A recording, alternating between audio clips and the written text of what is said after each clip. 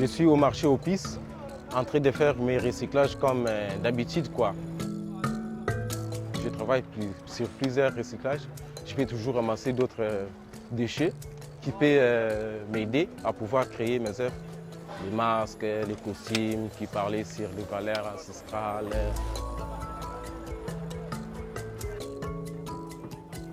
Quand je trouve aussi quelque chose qui est important pour mes ateliers et mes recherches, j'achète aussi. Et du coup, quand tu viens ici, il y a aussi des recyclages comme ça, tu peux toujours donner l'argent. C'est par rapport aux esprits aussi qui me donnent des rêves, comme la puissance de l'eau, la puissance de l'océan, la puissance de la terre. Tout ça, ça donne toujours le sentiment de créer. Comme ici, là où je suis arrivé, c'est toujours dans le coin au marché aux pistes. Comme ça, c'est un peu mes recyclages que j'ai toujours besoin de chercher. Comme là, c'est toujours des outils que j'ai toujours besoin de recycler. Je vais faire ça parce que c'est des choses que moi j'ai besoin.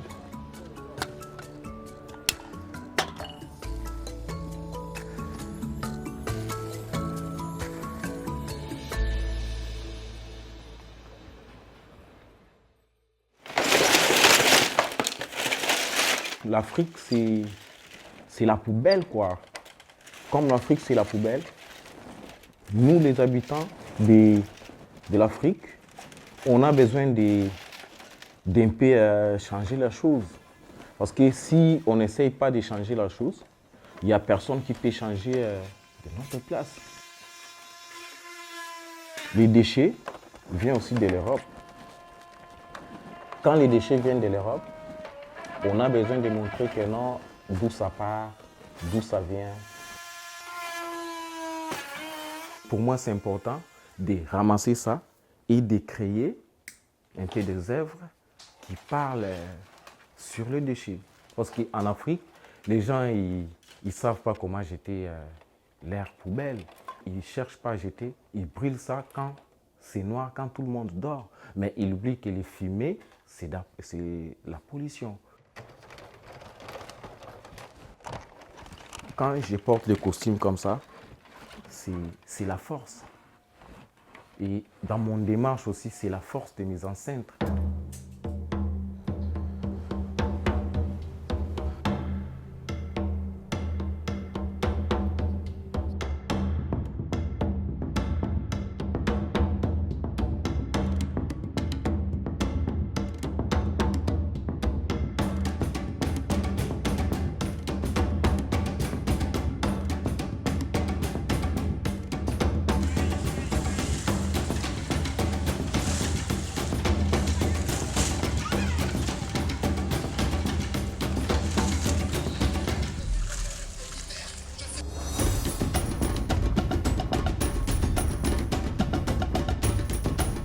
Je m'appelle Bram Borlo, je suis artiste et aujourd'hui je suis l'assistant de Nada Chibaba. Ensemble, on vient de faire une performance avec ses costumes. Nada fait ses costumes avec les déchets de téléphone et c'est pour questionner un peu l'industrie qui est derrière. Ça questionne aussi les déchetteries qui est en fait Kinshasa, parce que Kinshasa on appelle la belle, mais aujourd'hui c'est devenu une poubelle. Les déchets, c'est un peu... Les artistes là-bas créent des costumes, souvent des costumes avec les déchets, et considèrent ça comme la première matière. Parce que le téléphone contient aussi beaucoup de minéraux qui sont de provenance du Congo, mais ça n'apporte pas vraiment au peuple congolais.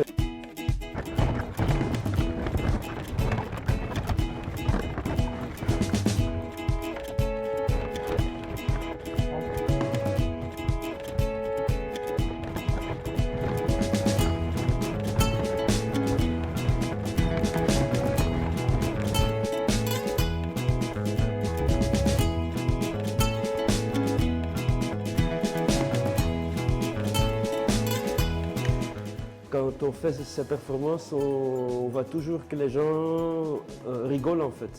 Et ça, c'est la force des costumes et ça questionne des problématiques vrai, dur, terrifying, horrible, dans un costume qui fait rigoler les gens. Donc là, on est il y a une tension là-bas qui est très intéressante.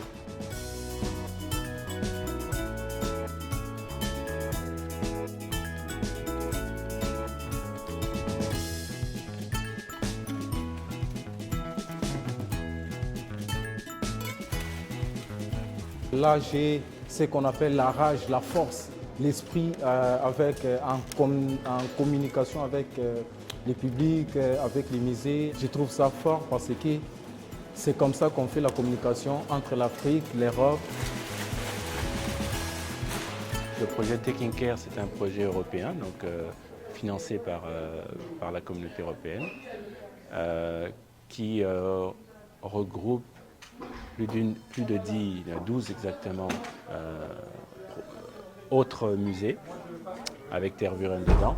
L'idée dans ce projet, c'est d'avoir des débats pour se demander que faire de ces musées qui sont souvent d'origine coloniale, comment aborder le présent, le passé et comment construire ensemble le futur, notamment avec les communautés sources que ces musées sont censés représenter.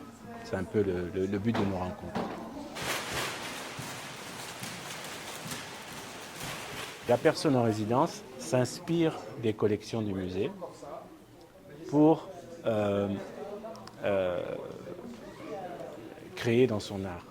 Donc, c'est vraiment une inspiration dans les collections combinée à sa capacité propre, à son expertise d'artiste.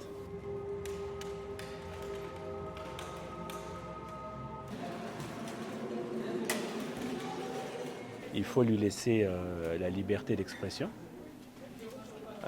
Et donc, au début, il faut s'imprégner du lieu, d'autant que si c'est pour la première fois, il faut justement visiter le musée, l'exposition permanente. Il faut également visiter les réserves, parce que vous savez sûrement qu'il n'y a que 1% des objets qui sont exposés au musée. Le reste sont dans les réserves, donc il était important de lui donner l'accès pour qu'il voie tout ce qu'il y a et que ça nourrisse un peu son imaginaire. Et à partir de là, il a exprimé aussi des souhaits. Il s'est dit, je voudrais en savoir plus sur des objets de telle ou telle région. Et donc toujours avec cet accès privilégié.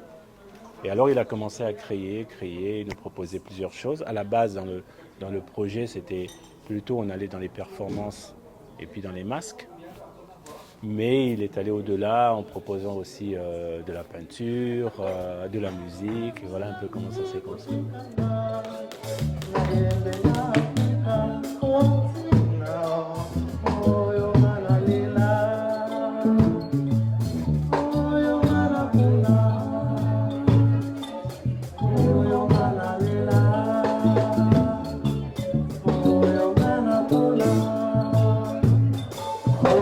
Sonhos da